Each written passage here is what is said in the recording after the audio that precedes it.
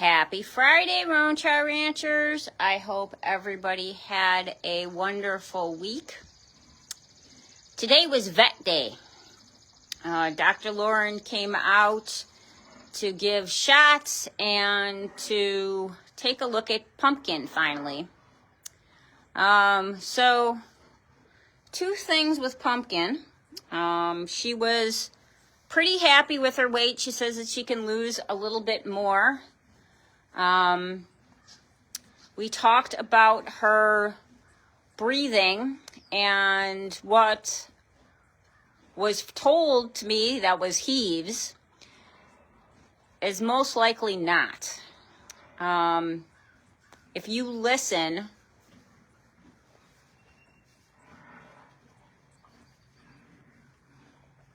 that kind of low roar is because her trachea sounds harsh. So her lungs sound wonderful.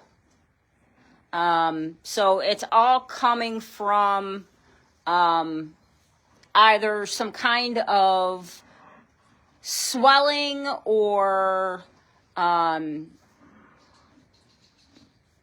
mass or something that's up in her nasal head area, or there is something going on with her trachea.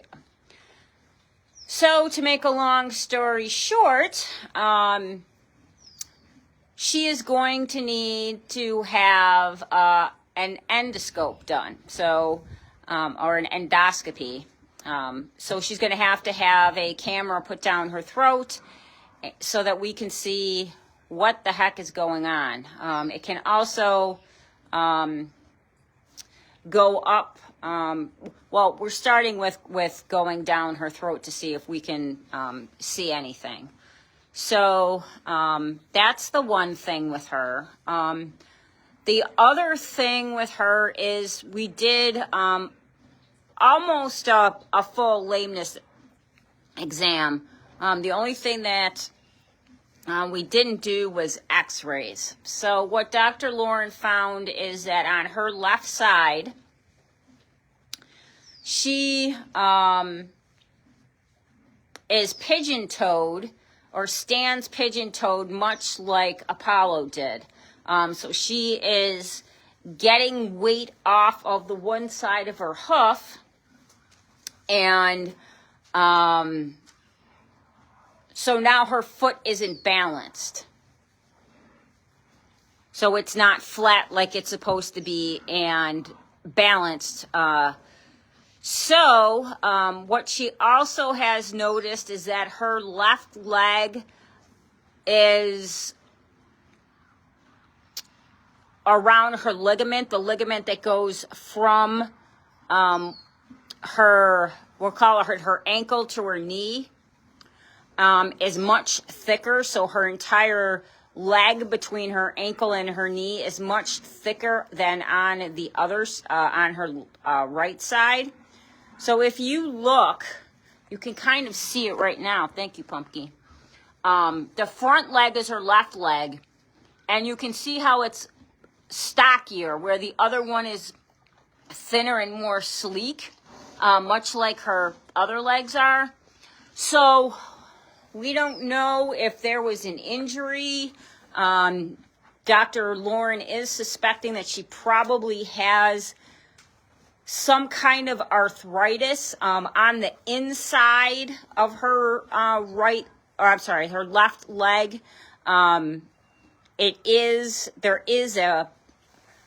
It's not even a bump. It was so obvious with Apollo because he broke it, but it's in here. It's actually like right here. You can feel that it's different. It's not smooth, and it's almost like there's like some kind of, I don't know if it's a bone growth or a bone spur that's in there. So we're going to go ahead and we're going to take x-rays and do the endoscope all on the same day. I'm waiting on a date that she's going to be able to do that. I'm going to continue to soak her hay, which you can see she also likes to stand on. And, she's not a real big fan of, going left to right. So that is why this week we didn't take part in the challenge for our training challenge. It was a hind quarter and forequarter yield. The other thing, because of her breathing, she is not a fan of trotting. We did get her to trot, but it took a lot. If she does it on her own, it's just short spurts. She doesn't do, long extended periods of trotting. So she was like, "What are you people doing to me today?" But overall, she was a very good girl. So while we got some answers, we also have more questions, and I'm hoping in the next couple of weeks that we are going to be able to do the diagnostics and finally figure out what is going on with her, so that we can start to treat her. Most likely, we're going to put her on Aquiox to help with the arthritis or whatever's going on in her lower leg. She didn't get any shots today because she already had shots before she came, so she was all set with that. And we also did a stool sample, so we'll get that back, and then we'll get her on track with her deworming. Dr. Lauren thought that she was absolutely a cutie pie. She actually started the lameness test unhaltered while I was going and getting the boys ready, because we were going to do the boys first. So it was pretty funny. And now she's playing in her water. Are you being silly? Yeah, you're being silly. So let's go over and see the boys, and I will give you an update on what is going on with them. So you can hear Abe coughing. That was Abe in the background. I don't know if you guys were able to hear or not, but so, which we knew, Abe's asthma and heaves have kicked up this spring. Dr. Lawrence said that allergies this year has been absolutely horrible for horses. So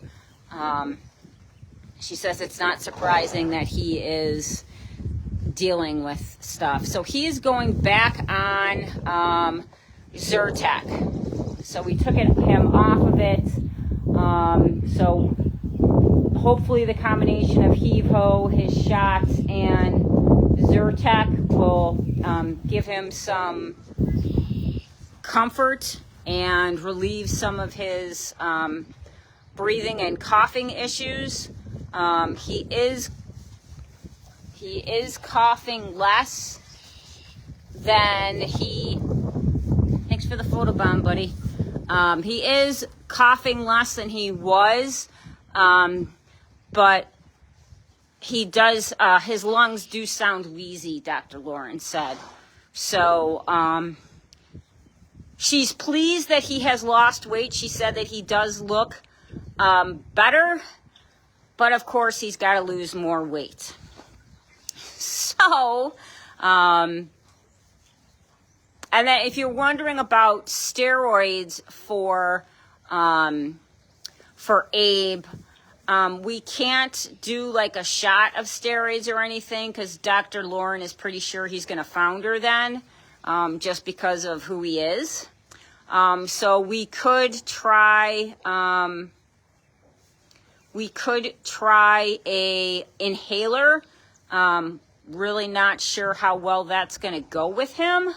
My guess is not real well. It really depends on what the inhaler is. I know he hates his muzzle, so if it's anything like that, he's not going to be a big fan. So I have to do a little more research and see what an inhaler for a horse entails. But that is what's going on with him. Mr. Lulu. Mr. Lulu, he got his shots. Oh, I'm sorry. Abe got his shots too. Lulu got his shots. Dr. Lauren was very pleased with how he looks coming out of winter. He can, gain some weight, which we always know, and he will once he gets on pasture. But she's very happy with how he. Oh, buddy. She's very happy with how he looks, and the fact that he's not having a lot of neurological symptoms. Really, it's only when the barometric pressure changes that when it goes from hot to cold or cold to hot rapidly that he has issues. Other than that, she's very, very happy with him, and she says keep going the course with him. So that is what happened today with Dr. Lauren. The other things that is going on is we are continuing to get calls from rural communities that are looking to us to buy their horses. In the next few weeks, we are going to go and visit some of them and see what we are able to do. Quite honestly, some of the people are asking a significant amount of money for horses that have health issues, significant health issues. So I want to see what the horses look like, the condition they're in, and then make a determination there if we can come to some kind of middle ground on a price. Yes, we are purchasing. We don't want to insult the owners. They are not, they purchased the horse and they're looking for something in return. So, like I said, I don't want to be insulting to them, and but I also don't want to hurt us financially in the process. So if they're not willing to come down, or at least be a little more reasonable with what they're asking for, we might have to pass. But we'll cross that bridge when we get there. First, I want to see what condition, what condition they're in. If they're saying that, a horse is in not good condition, I'm expecting the worst, quite honestly. So we'll have to see where it goes, and I will obviously keep you guys updated. And the other horse that we're trying to rehome that is not from an Amish community, we're still working on that. I'm hoping to go down and see that horse as well in the upcoming weeks, so that I can get some video and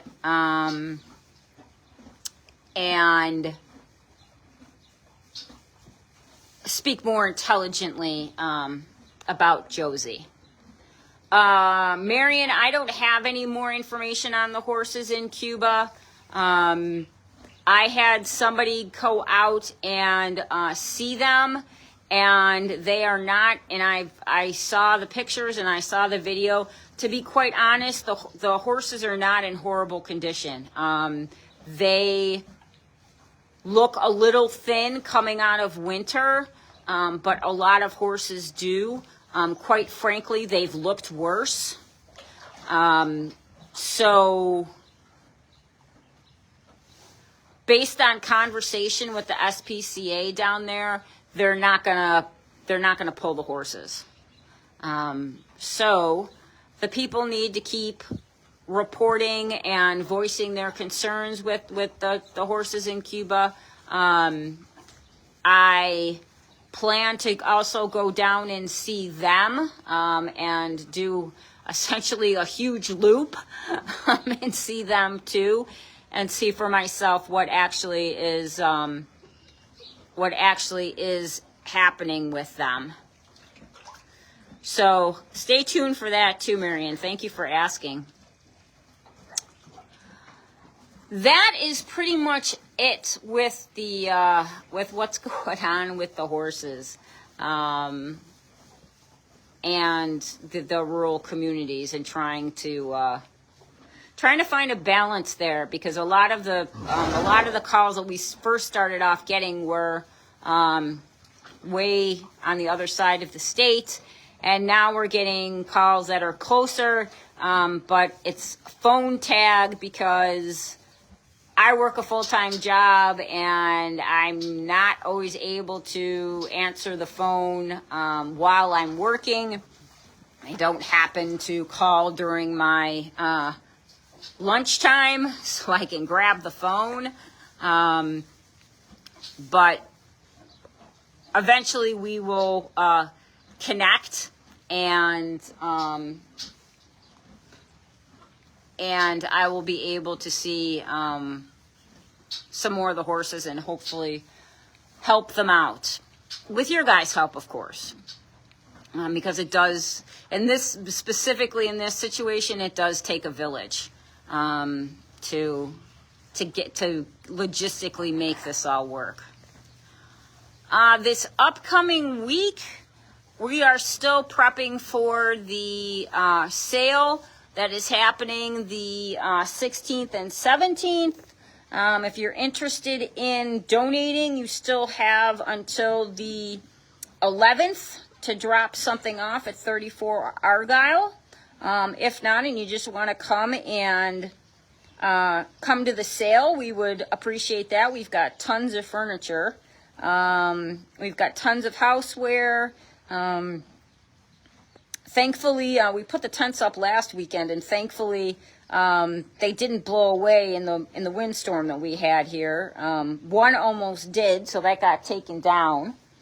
But we tied them down and used buckets, and Janie and Carol ended up taking sides off and tops off just to make sure that they didn't fly away. So it was a little bit of a circus with that. They were laughing that they have to see if their neighbors have a ring cam or some kind of doorbell camera so that they can see the footage of them trying to fight with a tent so it wouldn't fly away. But that's pretty much it. If you guys have any questions about what we're doing with the rural communities, or questions about what I said about Pumpkin, please reach out. I'm more than happy to answer. All right, Roanshire Ranchers, I will talk to you guys next week. Have a wonderful week. Be well.